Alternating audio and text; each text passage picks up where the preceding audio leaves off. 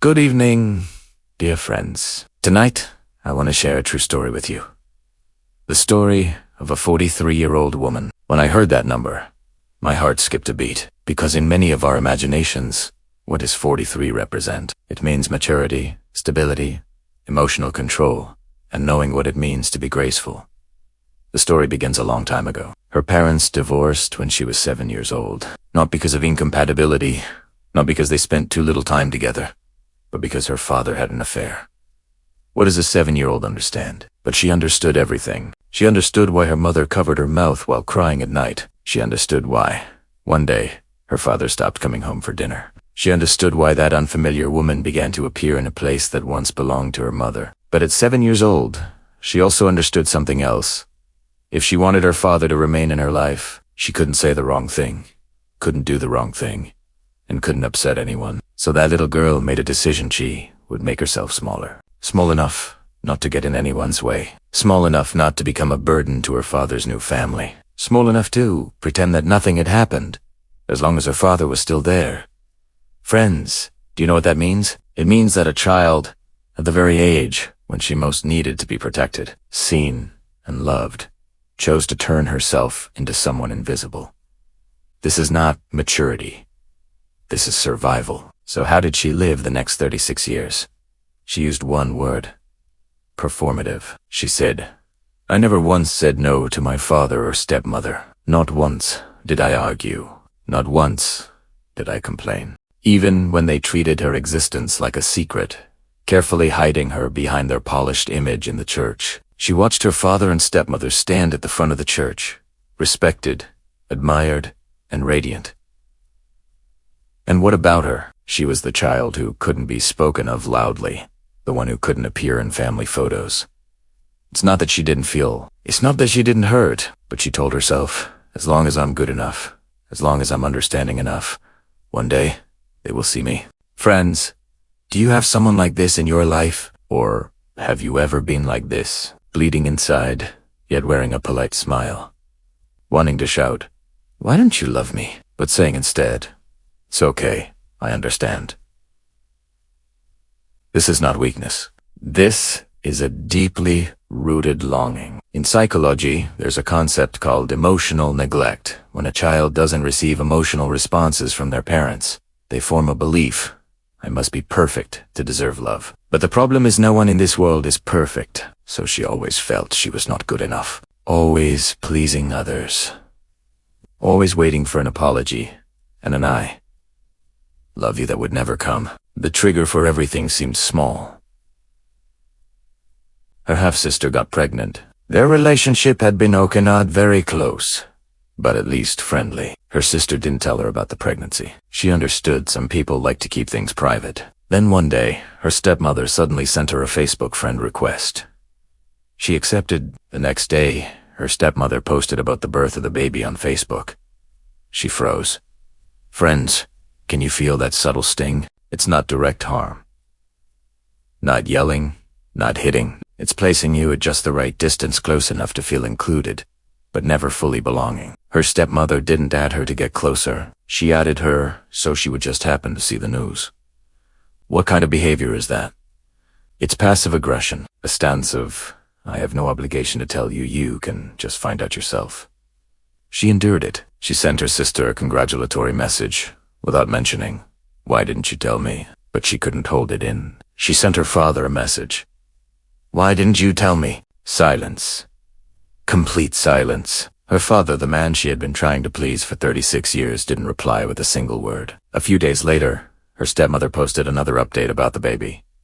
This time, she couldn't hold it anymore. She said, "This photo is beautiful. Is there any reason my father didn't tell me about this?" Just that one sentence. Friends, do you think that sentence was excessive?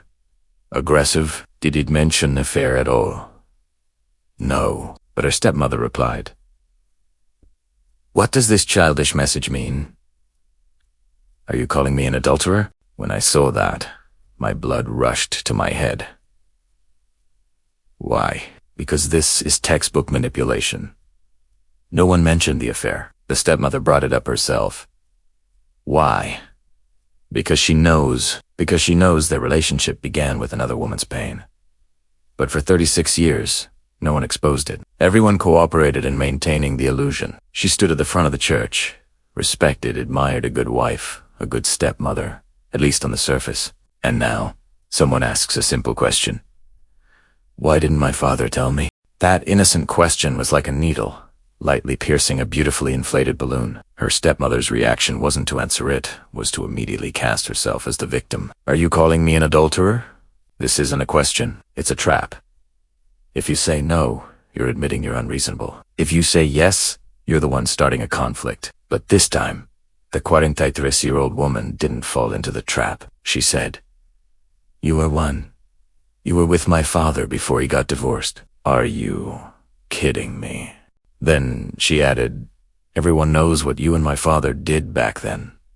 Stop pretending." She told me that the moment she sent that message, she felt relieved. 36 years. 36 years without speaking the truth.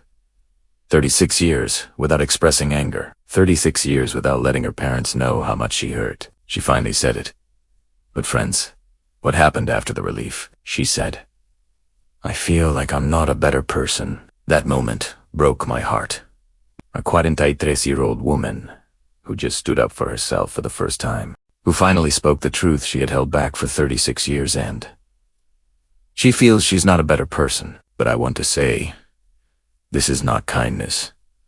This is the illness of self. True kindness begins with being kind to yourself. She used the word performative to describe her past 36 years. What she did today was not wrong.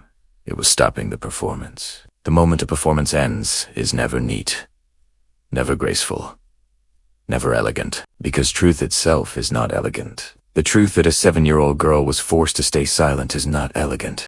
The truth that a father abandoned his daughter through silence is not elegant. The truth that a woman manipulated her stepdaughter for 36 years while playing the victim is not elegant. So why should the act of revealing the truth be elegant? Friends, I want to talk to you about a concept called family myth. Every family has a myth of polished version of their story. In that myth, parents love their children. Divorce is mutual incompatibility. The new family is complete and happy. Old past pain is in the past, not worth revisiting. What is the purpose of this myth? Protection. Protection. It protects those who don't want to face the truth. It protects the unfaithful father from admitting he hurt 2 women. It protects the stepmother from acknowledging her role. It protects the family from having to confront a painful reckoning. But the cost of this myth is always paid by the weakest person. In this story, that cost was paid by this 7-year-old girl. She paid for 36 years. She paid with her real feelings, with her right to express anger, with a father-daughter relationship that should have been warm but never truly existed. She paid with a life of performance, of people-pleasing, of self. And when she finally decided to break the myth, who became the bad person? She did, because the one who breaks the myth is always labeled the villain. That's why her stepmother's first reaction was not to answer, but to call her childish. That's why her father chose silence, because silence itself is a choice. He chose the myth over his daughter. She asked me, "Help me deal with the emotional aftermath." I want to tell her and anyone in a similar situation. First, you do not need to apologize for speaking the truth. The truth itself is not an attack. You are simply stating facts. If a fact can destroy a relationship, then that relationship was built on lies. Second, being a better person does not mean having no emotions. Many people say being better means forgiving, letting go, not holding grudges. But I want to say being a truly better person means facing your own history honestly. It means no longer trading love for people-pleasing. It means having the courage to say no to injustice. What you did today is exactly what a better person would do. Third, prepare for loss. If you've spent years playing the role of the pleaser in a relationship, the moment you stop, the relationship may collapse. Not because you're unworthy of love, but because the relationship was built on your compliance. Your father may never reply. He may never admit he was wrong. Your stepmother may never stop playing the victim. You may lose this so-called father-daughter relationship. But ask yourself, did you ever truly have it? A relationship that requires you to perform is it really worth having. Fourth, and most importantly, hold that 7-year-old girl. She has been waiting for too long. Waiting for you to say the words she couldn't. Waiting for you to protect her, the way no one did back then. Today, you did it. Not perfectly, not gracefully, but you did it. That is the courage of adulthood. The absence of fear or hesitation, but speaking the truth despite them. Dear friends, I don't know how many of you are also playing the role of the always understanding one in your families or relationships. You may believe that if you are good enough, kind enough, and forgiving enough, love will come. I want to gently tell you something. It may be heavy, but please listen. Love that requires you to please is not love. Love does not require you to shrink. Love does not require you to stay silent. Love does not require you to hide your feelings, to maintain peace. True love is when you speak the truth and the other person stays. If your truth makes someone leave, then they were never truly there. That's all for tonight's story. I don't know whether her father will ever reply. I don't know where this relationship will go. But I know one thing. From today on, there is one less person performing in this world, and one more person speaking the truth. And truth, no matter how painful, is always closer to love than silence. Good night, my friends. May you have the courage to speak the truth and the strength to face it. Tell me in the comments. Have you ever had a moment where you finally spoke the truth? What happened afterward? I'll be waiting for you in the comments.